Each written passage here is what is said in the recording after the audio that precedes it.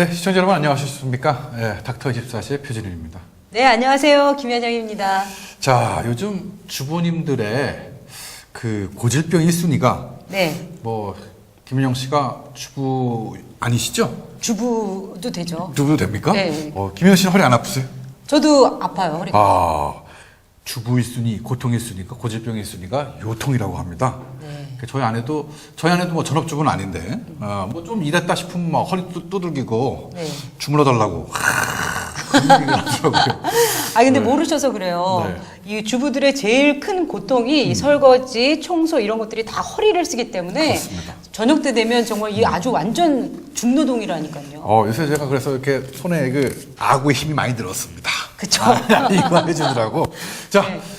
지금 TV 보시는 주부 여러분들, 좀 삐딱하거나 굽은 자세 말고요. 네. 지금이라도 이렇게 좀 똑바로 피신 자세, 스트레칭 쭉쭉 하고, 그러고 봐주시고요. 특히 집안에 허리 아프신 분이 계시다. 그럼 오늘 정말 주목하셔야 될 것 같습니다. 자, 닥터24시 출발하겠습니다.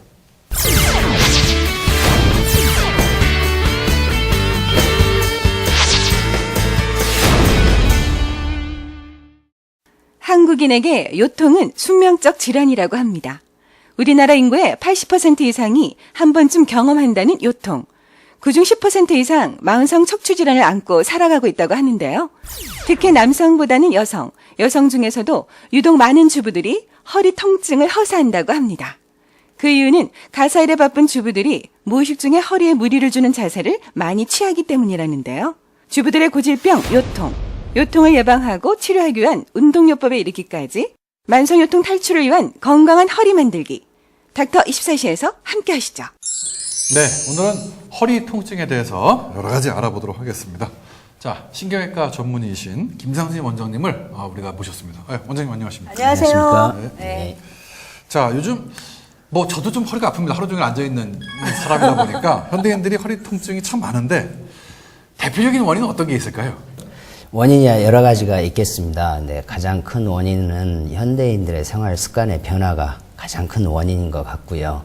그 중에 또 어떤 질병이 진행했을 때 조기 발견과 치료가 늦어지는 것들이 심한 요통들을 호소하는 원인들 중에 가장 큰 원인이 되는 것 같습니다. 근데 원장님, 이 주부님들은 허리 통증을 되게 심하게 호소하는데 왜 주부들한테 허리 통증이 이렇게 심하게 오는 걸까요? 남성과 여성의 차이는 크게는 없는 것 같습니다. 근데 단지 차이가 있다면 여성분들은 남성과 다르게 출산과 아이 양육 문제로 일생에서 집중적으로 허리에 스트레스를 받는 부분들이 있고요.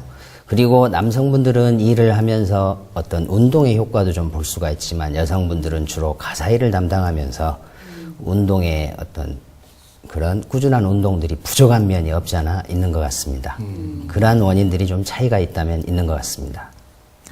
그렇군요. 그럼 많은 분들이 허리 아프다 그러면 이제 디스크 아닌가. 이렇게 생각하시는 분들 많은데 그냥 그 일반적인 허리 통증하고 이 디스크 차이가 있다면 어떤 차이가 있을까요? 구분을 좀 해주셨으면 좋겠습니다. 이 척추를 구성하는 요소는 크게 4가지가 있습니다. 첫 번째로 척추를 이루는 뼈가 있고요. 두 번째로 무릎의 연골처럼 척추뼈 사이에 존재하는 연골, 디스크가 있고요. 세 번째로 척수신경, 네 번째로 그 주위에 근육이 존재하게 됩니다. 이 큰 4가지 요소 중에 하나라도 문제가 생기면 똑같은 요통을 발생하게 됩니다. 그래서 요통의 대부분의 원인은 주로는 심한 일을 하고 나서 오는 근육 피로통이 대부분이겠고요. 디스크의 퇴행성 변화 때문에 오는 문제도 역시 주위에 있는 근육이 수축을 함으로써 느끼는 통증입니다. 그 와중에 디스크의 문제가 진행하게 되면 척수신경까지 압박할 경우 다리의 통증까지 야기하게 됩니다. 그래서 이러한 경우 평상시에 느끼지 못한 심한 일을 하지 않았는데도 어떠한 움직임에 요통이 발생된다면 한 번쯤은 디스크의 변성 문제도 한번 생각해 봐야 될 것 같고요. 거기에 다리 통증까지 동반이 된다면 디스크의 퇴행성 변화가 거의 의심이 된다고 볼 수 있습니다. 그렇죠, 원장님. 그 요통은 별로 그렇게 대수롭지 않게 방치하잖아요. 허리는 다들 아픈 거니까 괜찮아 이러는데 정말 그래도 괜찮은가요? 신체에 발생한 어느 질환이나 조기 발견과 조기 치료가 중요합니다. 역시 허리에 발생되는 디스크의 변성 문제도 조기 발견과 치료가 중요합니다. 우리나라 사람의 경우 대부분의 경우 질병 초기에는 요통이 뻐근할 정도, 휴식하면 호전되고 하기 때문에 놓치는 경우가 많습니다. 그래서 질병의 초기에 발견해서 치료하는 것이 가장 중요하다고 생각합니다. 그러면 이제 좀 치료 안 하고 내버려두면 어떻게 되는 건가요? 치료 안 하게 되면 디스크의 변성에 의한 요통의 경우에는 더 이상 진행해서 척수신경까지 압박하게 되면 다리 통증까지 발생될 수 있고요. 다리 통증. 심한 병의 정도가 심하게 진행된 경우 어떤 분들은 앉은 자세 또 유지하기 힘들어하고 보행 문제 그 다음에 누워있는 자세에서도 통증을 호소하시는 분들이 있습니다. 그런 경우에는 상당히 진행한 경우가 되겠죠. 이제 많은 분들이 그 병원을 안 가거나 못 가거나 피하는 이유가 어마어마한 수술이나 예. 큰 병이 있으면 어떡하나 뭐 치료해도 좋아지지 않을 것 같다. 네, 뭐 그냥 스스로 진단을 그렇죠. 내리죠. 그런 것도 큰일 난다. 있는데 요즘은 뭐 예전과 같이 무조건 척추를 이렇게 열고 들어가서 뼈를 잘라내고 뭐 이런 수술을 하지 않고도 많은 치료 방법들이 있지 않습니까? 요즘 각광받는 치료들은 어떤 것들이 있습니까? 예, 그렇습니다. 요즘 척추 쪽의 추세는 수술적인 치료보다는 비수술적인 치료를 먼저 시행하는 것을 원칙으로 하고 있고요. 그중 요즘 각광받는 방법들이 신경성형술과 수액성형술이 있습니다. 신경 성형술과 수액 성형술이란 어떤 건가요? 저는 얼굴 성형술만 알아가지고. 우리의 척추 쪽에 요추 쪽에 그 디스크와 신경 사이에 약물을 주입함으로 해서 치료하는 방법이고요. 수액 성형술 같은 경우에는 디스크 내에 주사기를 통해서 가느다란 카테터를 직접 삽입해서 변성된 디스크를 치료하는 방법입니다. 구체적으로 좀 어떻게 실제로 수술을 하는 건지 좀 말씀해 주시겠어요? 예. 신경성형술 같은 경우는 꼬리뼈에 주사기를 삽입하고 역시 가느다란 카테터를 삽입하여 문제 있는 디스크 부분까지 삽입하게 됩니다. 해서 그 디스크와 신경 사이에 약물을 주입함으로 해서 디스크와 신경이 유착되는 것도 해결할 수 있고요. 디스크의 변성 때문에 생기는 염증성 변화를 해결함으로써 통증 완화 효과를 볼 수가 있습니다. 수액 성형술 같은 경우는 역시 주사기를 통해서 디스크 내에 직접 카테터를 삽입함으로 해서 그 변성된 디스크를 해결해 주고요. 염증 변화뿐만이 아니고 더 나아가서는 디스크가 돌출돼서 신경을 압박하는 부분까지도 해결할 수 있는 방법입니다. 그래서 요즘에 이런 시술, 처치를 많이 하고 있는 건가 보네요. 그렇다면은, 고주파 치료 하기 전에 뭐 또 미리 준비해야 될 검사 같은 건 어떤 것들이 있을까요? 국소마취만 이용해서 간단하게 하는 방법이기 때문에요. 검사는 심하게는 필요치 않고 간단한 혈액 검사나 심전도 등으로도 충분히 가능합니다. 그렇다면 원장님, 이 시술의 특징의 장점과 단점은 어떤 게 있을까요? 글쎄요, 앞에서도 말씀드렸듯이 주사기만을 이용한 간단한 국소마취로서 행할 수 있는 방법이고요. 이 시술을 하고도 증상에 호전이 없거나 재발하는 경우 있습니다. 이런 경우에는 수술까지 필요한 경우가 있고요. 이것이 단점이라면 단점이랄까 뭐 심각한 부작용이나 이런 거는 없습니다. 그래요. 그럼 뭐 말씀을 들어보니까 굉장히 장점이 많은 그런 시술인 것 같은데 그렇다면 혹시 부작용은 없습니까? 역시 방금 전에 말씀드렸던 그 재발이라든가 증상에 호전이 없는 경우 이런 경우를 단점이라면 볼 수 있고 그 외에는 없는 것 같습니다. 효과도 상당히 좋은 편에 속합니다. 하지만요, 제가 생각할 때 이 수술을 하실 수 없는 분들도 있을 것 같은데요. 그런 분들은 어떤 기준으로 나눠볼까요? 볼 수가 있는지요? 이제 이 시술 방법들은 주로 디스크의 변화에 질병 초기에 시행하는 방법들입니다. 디스크의 변성이 상당히 진행한 경우에는 이런 시술법을 권하지 않고요. 수술을 권하게 됩니다.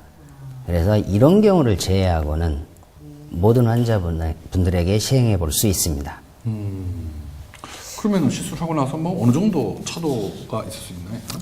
환자분들마다 즉 진행 정도에 따라서 차이는 있겠지만요.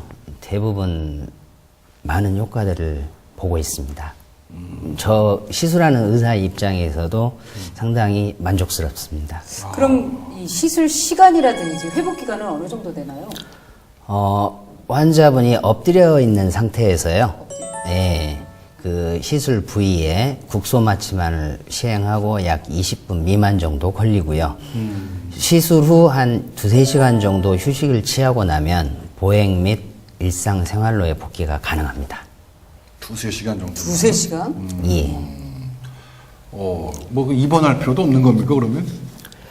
입원 없이 외래에서 시행하는 경우도 많고요. 네. 그리고 이제 좀 이 진행 정도에 따라서 입원을 권유해서 약물이나 다른 약물이나 물리치료를 같이 병행을 권유하는 경우도 있습니다. 아, 그렇군요.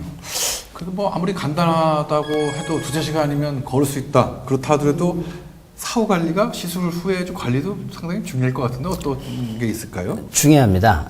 꼭 시술을 행했다고 해서 사후관리, 시술을 행한 거에 대한 사후관리뿐만이 아니고요. 허리에 대한 사후관리입니다. 시술 후에 약 2-3주간은 무거운 물건을 든다거나 2-3주나. 뭐 장시간 운전이나 쪼그려서 오랫동안 앉아 있는다거나 이러한 허리에 무리를 주는 움직임은 피하는 것이 좋고요. 그 외에는 일반적인 허리에 주의해야 될 상황과 비슷합니다. 크게 이 시술했다고 해서 특별히 주의할 상황은 없습니다. 원장님, 근데 우리나라의 그 장년층 어머님들은 다 요통을 갖고 계시잖아요. 근데 나이가 많다 보니까 이제 골다공증이라고 그래서 뼈가 굉장히 약할 텐데 그런 분들도 이런 시술을 받을 수가 있나요? 우리나라 사람들은 골다공증이 심각한 질병으로 생각하는데요. 골다공증은 질병이 아니고 뼈의 노화 현상입니다.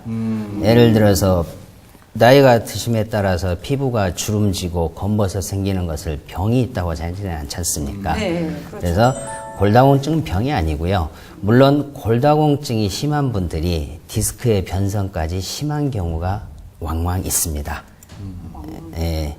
그래서 골다공증이 있다고 해서 이러한 시술들을 못하지는 않습니다. 전혀 상관없습니다. 그렇군요. 그러면 그 밖에 다른 치료법 그리고 또 수술을 한다면 어떤 수술 방법이 있는지 좀 설명을 해주시겠습니까? 예, 척추 질환에 있어서 크게는 비수술적 요법, 수술적 요법 이 두 가지 중에서도 아주 다양하게 있습니다.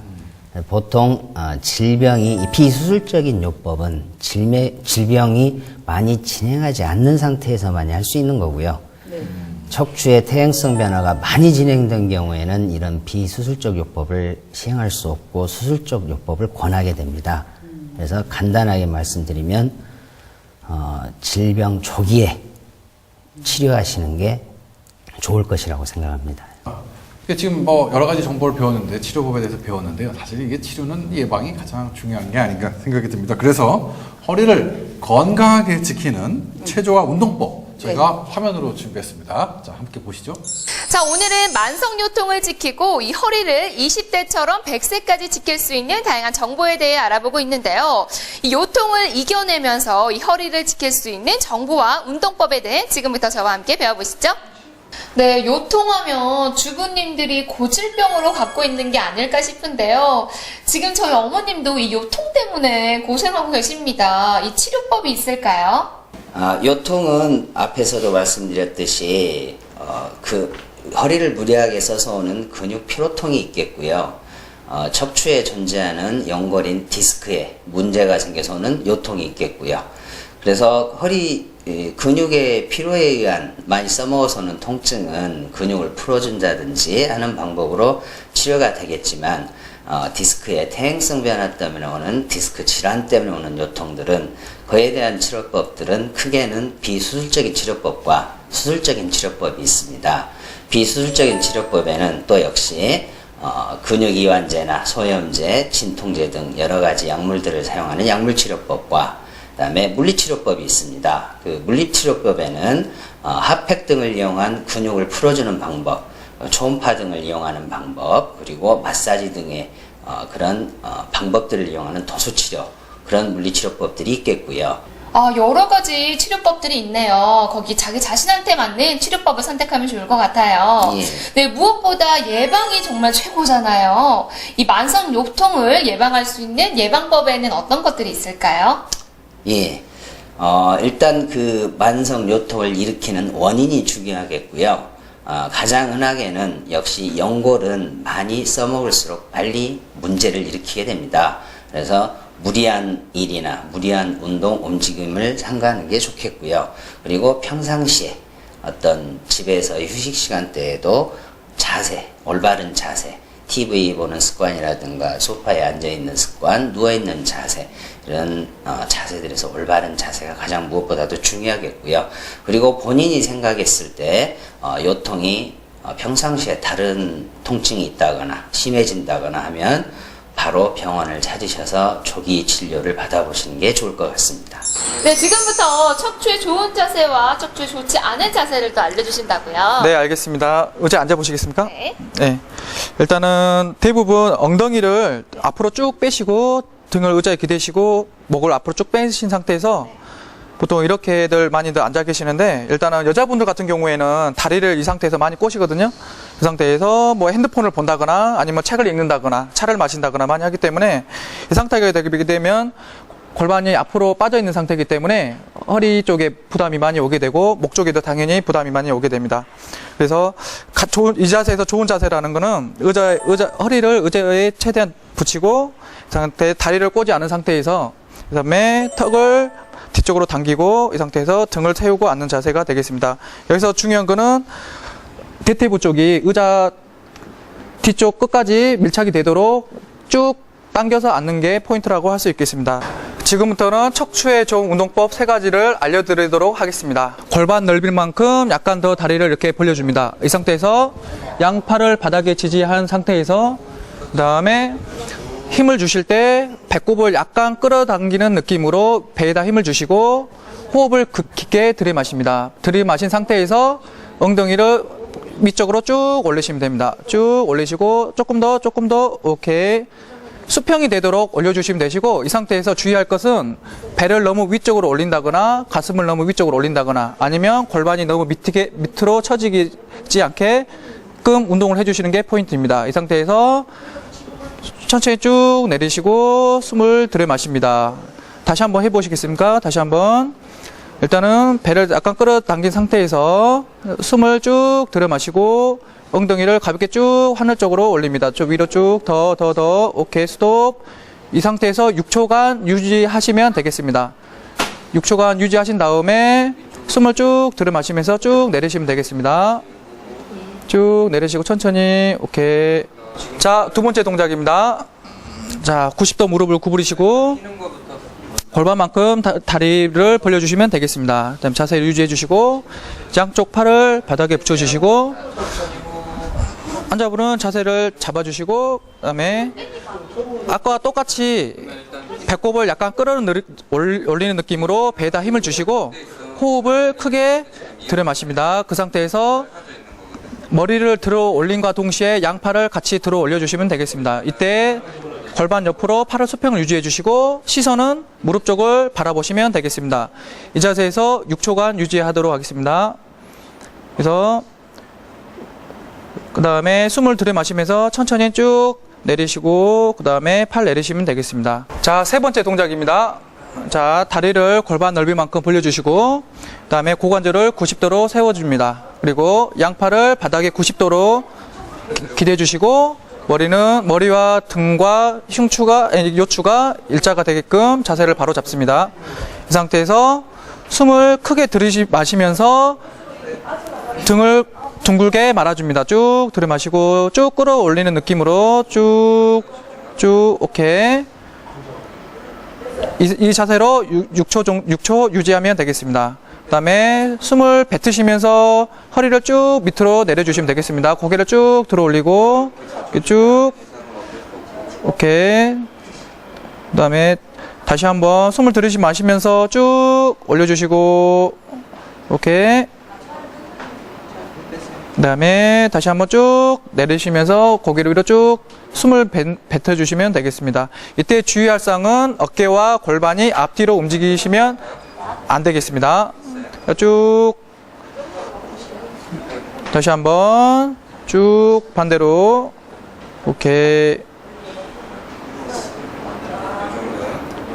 이 동작을 6초씩 10번 2세트 실시하면 되겠습니다. 자, 오늘 저와 함께 건강한 척추를 지킬 수 있는 운동법에 대해 알아봤는데요. 하루에 3번씩 시간 나실 때마다 꼭 체크해 주시는 거 잊지 마시고요. 건강한 척추를 위해서는 칼슘제나 우유를 풍부하게 섭취해 주시면 좋을 것 같습니다. 또 일주일에 3번 정도는 꾸준한 운동해 주시는 거 잊지 마세요. 뭐 이게 길게 생각할 필요도 없이 뭐 하루 한 15분 정도 운동에 투자하시면 될 것 같습니다. 이게 바로 허리 건강의 지름길이네요. 박사님, 저도 오늘부터 허리 이렇게 꼿꼿이 세우는 이 자세랑 이 체조를 함께 병행해 봐야 될 것 같은데요. 원장님, 이 허리에 좋은, 요통에 좋은 생활 습관들은 또 뭐가 있을까요? 현대인들의 생활 습관 자세를 보시면 낮 동안에 허리를 써먹었으면 저녁에는 휴식을 취해줘야 되는 게 기본이고요. 그리고 저녁에 휴식을 취하면서도 안 좋은 자세 습관들, 뭐 소파에서 의자에서 구부리고 잔다든가 책상에 엎드리고 잔다든가 그게 쉬는 게 아니군요. 허리 안 좋습니다. 저녁에는 충분하게 허리뿐만 아니라 다른 신체에도 휴식을 주는 게 제일 중요합니다. 그렇군요. 아, 정말 그 올바른 자세가 아주 중요하네요. 자, 지금부터 허리 쭉 펴시고 올바른 자세로 시청해 주세요. 주목!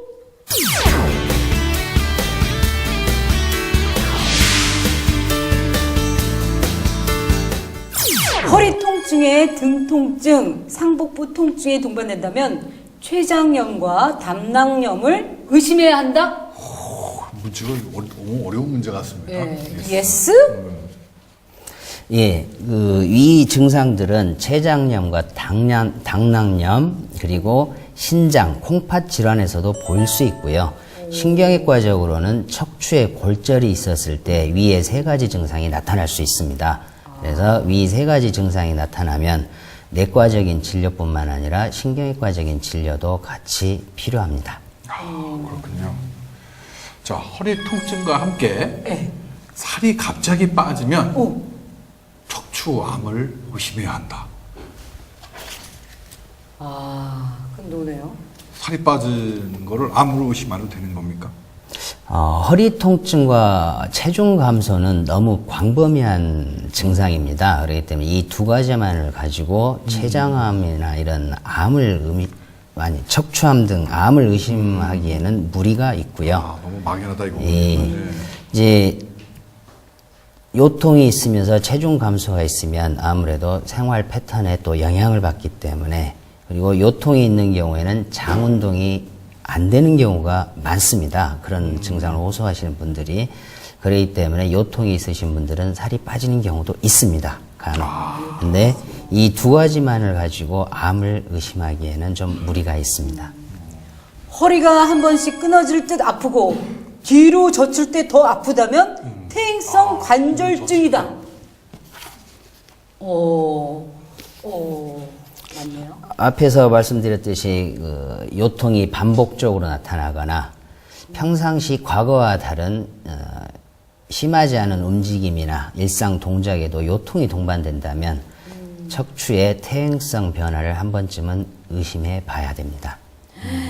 와, 정말 저희가 잘못 알고 있었던 상식들도 오늘 제대로 알았고요. 와, 정말 깔끔하게 정리가 잘 됐습니다, 원장님. 이 기회에 마지막으로 시청자 여러분들에게 당부의 말씀 해주시죠. 예, 현대인들의 생활 습관이 많이 변화됨에 따라서 증가되는 문제들이 있습니다. 그 중에 하나가 척추의 퇴행성 변화 때문에 오는 요통이 하나이고요. 과거에는 고연령의 나이에서 주로 나타나는 문제들이었는데 최근에는 젊은 연령층에서도 증가되는 추세에 있습니다. 그래서 내가 요통이 있거나 평상시에 다른 어떤 신체 변화가 있다면 한 번쯤은 자기 몸에 대해서 다시 한번 돌아보는 시간을 가질 필요가 있고요. 그 이후에 전문의와 상담 진료를 받아보는 것도 상당히 중요할 것으로 생각합니다. 알겠습니다. 오늘 허리 통증, 요통이죠. 요통에 대해서 알아봤는데요. 도움 말씀 주신 신경외과 전문의신 김성수 원장님 감사합니다. 감사합니다. 아유, 저는 하루 종일 진료실에 앉아 있고 또 여기 와서 녹화하느라고 또 앉아 있었더니 아유, 허리 역시 또 오늘도 좀 뻑적지근합니다. 그래요? 이럴 때 근데 좋은 운동이 있긴 있습니다. 그게 뭔데요? 뭐 아시다시피 네. 바로 스트레칭이죠. 스트레칭. 스트레칭. 어떻게? 뭐 여러 가지 있습니다. 여러 가지 허리를 뒤로 받치면서 쫙 이게 사실 현대인들의 생활이 앞으로 구부정한 생활이 많거든요. 그렇죠. 보통 이제 동물들은 이제 네 발로 다니니까 허리가 이렇게 뒤로 이렇게 굽어지는데 네, 저희 사람들은 집이- 서서 다니니까 이렇게 간단 말이에요. 네 발로 다니면 이 허리가 이렇게 구부러질 텐데 이걸 자꾸 만들어줘야 됩니다. 저도 걱정이. 이제 많은 분들이 이제 앞으로 스트레칭을 뭐 이렇게 하긴 하는데 뒤쪽을 잘 안 한단 말이에요. 그렇죠, 사실 앞보다는 뒤쪽을 더 해주셔야 됩니다. 의사 생활 많이 하시는 분들은. 자, 닥터 24시 오늘은 여기까지고요. 다음 주에 더 훌륭한 정보 갖고 만나 뵐게요. 감사합니다. 오.